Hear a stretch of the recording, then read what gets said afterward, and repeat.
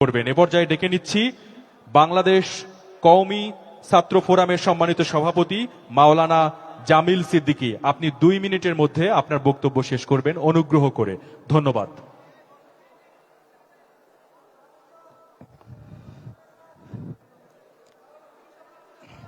বিসমিল্লাহির রহমানির রহিম। আজকের জুলাই জাতীয় সম্মেলনের সম্মানিত সভাপতি এবং আজকের এই প্রোগ্রামের সম্মানিত প্রধান অতিথি, গণপ্রজাতন্ত্রী বাংলাদেশ সরকারের সম্মানিত প্রধানমন্ত্রী এবং বিএনপি চেয়ারম্যান জনাব তারেক রহমান, আজকে এই জুলাই সম্মেলনে আমি বাংলাদেশের কওমি ছাত্র সমাজ এবং কওমি অঙ্গনের পক্ষ থেকে এখানে প্রতিনিধি হয়ে বক্তব্য রাখছি। আমি আজকে এই সম্মেলনে যে বিষয়টি ফুটিয়ে তুলতে চাই, এই জুলাই গণ অভ্যুত্থানে আমাদের কওমি ছাত্র সমাজ যে ভূমিকা রেখেছিল, তারা এই কোটা আন্দোলন বা বৈষম্য ছাত্র আন্দোলনের সাথে তাদের কোনো সম্পৃক্ততা ছিল না।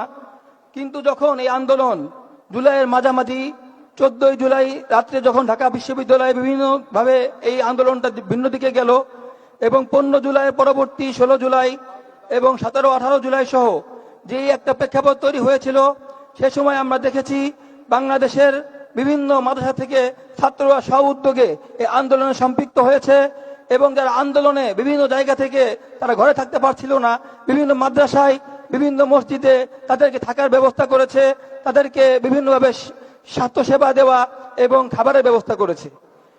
আমরা ওই সময় বাংলাদেশ কওমি ছাত্র ফোরাম, বাংলাদেশের কওমি ছাত্রদের সর্বোচ্চ অরাজনৈতিক সংগঠন, আমরা বিভিন্নভাবে যারা এই আন্দোলনে সম্পৃক্ত ছিল, সমন্বয়কদের সহ আমাদের ছাত্র দলের বর্তমান সভাপতি রাকিব ভাইয়ের সাথে আমরা বিভিন্নভাবে যোগাযোগ করি এবং তারা আমাদেরকে বলে, তোমরা তোমাদের জায়গা থেকে তোমরা আন্দোলনে করো, কিন্তু কোনো ব্যানার নিয়ে নয়, তোমরা তোমাদের জায়গা থেকে কার্যক্রম চালিয়ে যাও। এবং আমরা যাত্রাবাড়ি আন্দোলনে 18-19 জুলাই সহ রাকিব ভাই সহ আমরা যে আন্দোলন করেছি এবং আমাদের কওমি অঙ্গনের যাত্রাবাড়ি মাদ্রাসার অনেক ছাত্র এখানে আহত হয়েছে এবং তরুণ আলেম প্রজন্ম 2024 সেপ্টেম্বরে একটি প্রতিবেদন তৈরি করেছে, যেখানে 79 জন মাদ্রাসা ছাত্র শহীদ হয়েছে।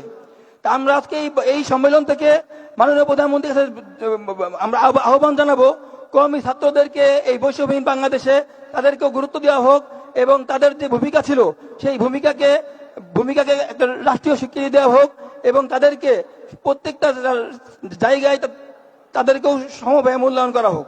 এই সংক্ষিপ্ত বক্তব্য এবং আহ্বান দেখে আমি আজকে এই সম্মেলন থেকে বক্তব্য এখানে শেষ করছি। সবার আগে বাংলাদেশ, সবার জন্য বাংলাদেশ, বাংলাদেশ জিন্দাবাদ। অসংখ্য ধন্যবাদ আপনার বক্তব্য এত সংক্ষেপে আমাদের মাঝে উপস্থাপন করবার জন্য।